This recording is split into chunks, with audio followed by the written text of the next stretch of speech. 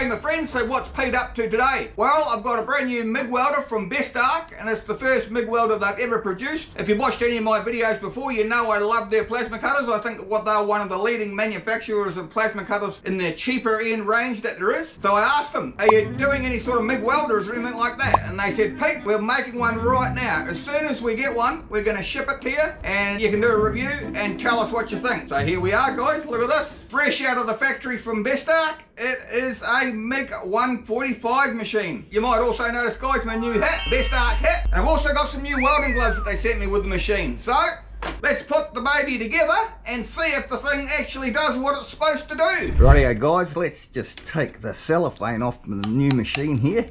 I love doing this, eh? It's like bloody Christmas time. Pretty cool. You might be better to leave that on there so it doesn't get scratched, but I'm sort of like half blind, so I like to see the brightness of the LED screen. So remember, this machine's about $170 guys, so it's the budget end of the machine, and this will do TIG, it'll do gasless MIG, it'll do flux core MIG, and it'll do MMA or arc welding. So let's have a look and see what we've got first guys. We've got gasless there, and we've got gas. You see how when I change it from gas to gasless, all the settings here change, the amps change and the volts change. Look at this. So the theory is all you've got to do is set it up to your wire size and whatever welding application you're using, and you should be pretty well right to start welding. You might just have to finesse it a little bit, you know, up and down on the voltage, but other than that it should be really user friendly for newbie welders. So we've got gas, gasless, we've got MIG, we've got TIG, see it all changes again, and we've got MMA, arc welding. See the fan just started there as well guys, so we've got an on-demand fan, but what I like is how all the voltage and the amps change when you change the setting. So that just gives you a really good basis to start welding from, which I reckon is really awesome, because if you're new to welding and you don't know what the hell you're doing, then the more help you can get, the better, I reckon anyway. So if the machine sort of half tells you how to set it up to start off with, it's got to be better than floundering around in the bloody dark when you don't know what the hell you're doing. Well anyway, that's my theory and I'm sticking to it. So if we go back up to MIG, and then we're on the other side here, the wire diameter LEDs light up on this side. You see we go right from about 1 mil, 3/4 of a mil, and 1/2 mil wire right here. So once again, all you got to do is find out whatever wire you're using, go down to the settings and see how the voltage and the amps change, and it just gives you a basic starting point, which I think is pretty cool. And remember guys, this is a budget end of the machine. So let's set it up guys and see if she'll actually weld. Yeah! So let me show you how easy it is to set up one of these machines. What we have here, along the bottom here, we have a main wire here that sticks out like that, and you might say to yourself, well what the hell is that sticking out in the middle there for, Pete? That depends what sort of function we're using, whether we're welding with flux core wire like this, or we're welding with solid core wire like that. And it also depends whether we're arc welding or we're TIG welding. Depends where you put this little beast here. This plug here dictates when the wire comes out of your torch like that, whether it is positive or negatively charged. Now the wire coming out of your MIG torch, the general jargon for it is like an electrode. It's the same as an electrode. Oh here, I'll get you one.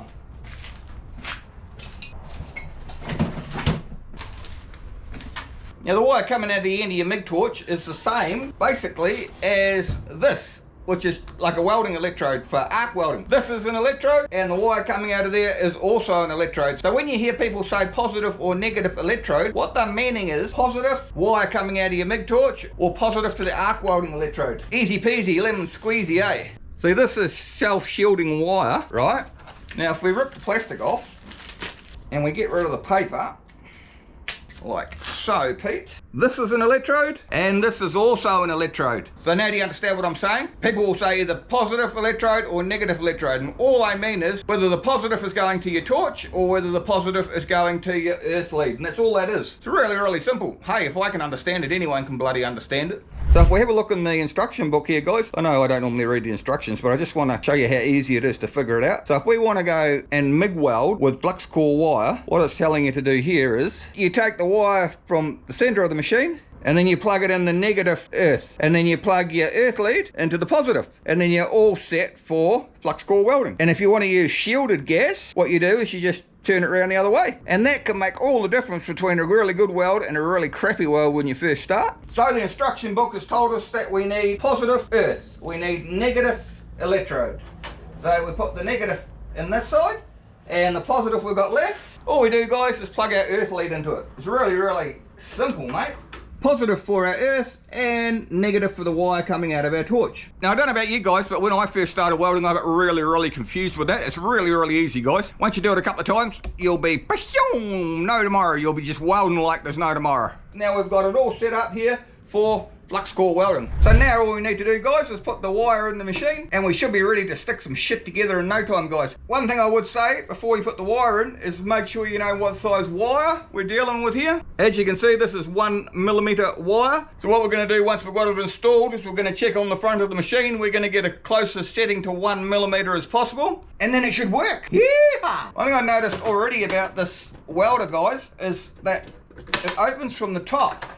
Now a lot of these other smaller welders, they actually open from the bottom, they fold down like that. But with it running from the top, that means that you can have your torch mounted at the top as well. So you've got a run downhill most of the time. Whereas if you've got it mounted on the bottom, and normally it's quite high up at the back, it tends to try and pull the wire up, if you know what I mean. Well, that's what I've found anyway. So the smoothest run you can have for your wire, the less trouble you're going to have when you're learning to weld. Because there's nothing worse when you start welding and it just goes well, anyway, guys, it just winds me up anyway. So what we've got here, guys, is we've got the drive rollers coming through here, which you can test with this button here. So we've actually got a button there that you can actually test like on the bigger machines. That if when you pull the trigger, like so, and nothing's happening, you can just flip that open, push the button and check that the wire is still coming through, or you may have a snag or something in here. And you can normally clear it before it gets to the stage where it gets half jammed in your liner, and that's a whole different issue altogether, guys. So we'll just flick this open here, guys. We've got a drive wheel on the top and we've got a drive roller on the bottom. The one on the bottom here has actually got the grooves in it.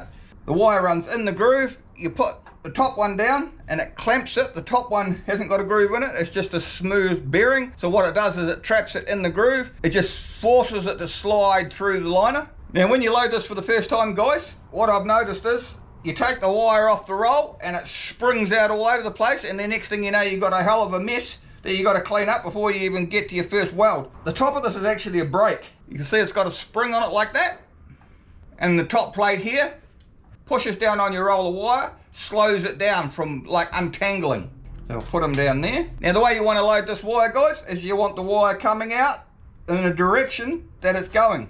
Like you might say, well, that's pretty stupid, Pete, but it's really easy to get it backwards. This way is correct. It goes like that and it rolls out this way. Now if I turn it around that way, what it's doing is the wire's here, and then if we're trying to get it into there, can you see what I mean? It's got a bit of a kink in it this time. So what you need to do is just follow the path of the wire. What we want to do is get the wire the least resistance possible. If you've got virtually no resistance coming through here, you're not going to have any bird's nests and it's not going to jam up on you. And it'll make your welding the first time so much better. Another thing, guys, I use long nose pliers. Grab it and don't let it go because it'll spring backwards. If I let this go, it'll go. So what we need to do is put it on there like so. A little bit, cut the end off so it's relatively square. Don't let it go. Feed it in through here. You can already feel it starting to try and flick backwards. Now what I do is I just feed it in. See, look at this. If I let this go, you watch. See, it's starting to spin by itself. See that? You don't want to do that, guys. Just hold it, because it's got all that pent up tension in it, and it'll just go woo. And then you'll be forever sorry. You'll be cursing that Pete. When you get enough fed in here that it's touching the drive roller, what you want to do is grab this.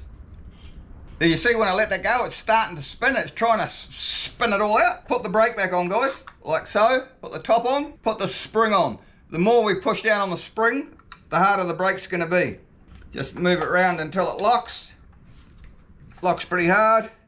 Now, see, I can let go of that and it doesn't try and spin out anymore, guys. And what you want to do is feed this all the way through here. We've got the brake on now, guys, so it's not going to spin out. Now what we want to do is feed it all the way from here, all the way through, all the way into the little hole there. So it goes, so it slides straight into the torch of the machine. So we're coming from here, we're pushing it right through, we're on the drive roller here, we've pushed it right in there. So now what we want to do is shut the top roller on it and just flick this over.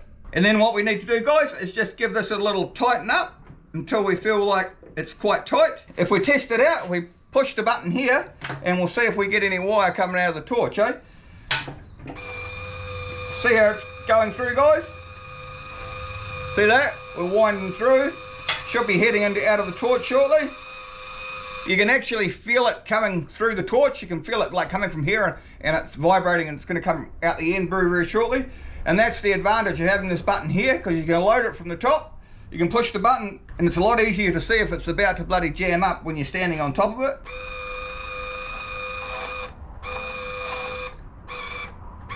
See that there, guys? Did you hear that, where it went? Well, that means is sometimes, and today is one of them, the wires come out here, but it hasn't quite made it into the contact tip here. So what we need to do is just undo the contact tip. So it should come through, guys. There we go. So we've got a bit of stick out here, so we'll put the contact tip on top of that there. Now we're all the way through, guys. Pull the trigger. Yeah, see, we've actually got the electrode coming out now, which is awesome. We'll put the shield on, like so. We'll cut the stick out down a little bit, so we haven't got too much wire coming out when we weld the first time. Now let's just have a good look, make sure we're all set up properly. Looks good to me. It's not slipping, it's driving through all right. The brake's on, it's not going and losing all the wire. Right, let's have a go. Shut it up like so. We've got the wire all set up in here. All we've got to do now is set up the front of the machine and we should be ready. So what we need to do is go from gas to gasless wire, like so. We need to come down here and figure out what's the closest to 1 millimeter, which would be about 0.040. So we go like that. Once again, notice how the numbers are changing there, the amps and the volts. So we've got it set for a 1 millimeter gasless wire. We've got negative electrode. We've got positive earth set to MIG. So let's see if we can actually weld something together. Rightio guys, setting straight out of the box. Will it actually weld? Let's have a go. You know what, guys? This torch is really, really smooth.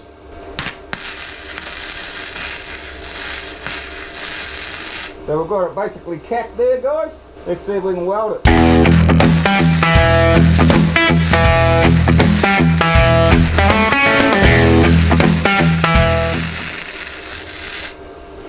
Did it weld? So guys, did it actually weld? I'll tell you one thing I noticed straight off the bat, guys. This is really, really smooth. You don't feel any sort of vibration or anything in it. Even with the basic settings straight out of the box, it'll weld, and it wants to weld, if you know what I mean. You might have to tweak the voltage or the amps just a little bit, just to make it that little bit better. But all in all, guys, it felt really, really nice. So let's clean up the weld a little bit and have a look. I mean, it's not going to be perfect because we haven't adjusted anything. But I just want to give you an idea of what it'll do straight out of the box. Flux core welding. Shit, that's hot, Pete. As you can see, guys, it's not perfect by any stretch of the imagination. Shit, it's burning myself. But for something straight out of the box at this price, with a little bit of playing around with the adjustments, you're going to get that a hell of a lot better. And you're going to be welding like a pro in no time. So guys, all in all, I would give this one a thumbs up. For the price, all the adjustments you get, it actually works straight out of the box. You don't have to piss around with it and try and do this and try and do that. I mean, if I can weld with it straight out of the box with no special instructions, anyone can. Anyway guys, if you want to have a look at this Best Arc welder, I'll put a link in the description below. I'm sure it's just the first one of many that they're going to bring out. Like I keep saying, if they're anything like their plasma cutters, it's really, really awesome. Anyway guys, same as usual, you like my videos, remember to subscribe, drop me a like, drop me a comment, come say g'day Pete in the comments below, and we'll see you next time, eh? Bye. Oh, I'll put a couple of videos either side for you to watch. See ya.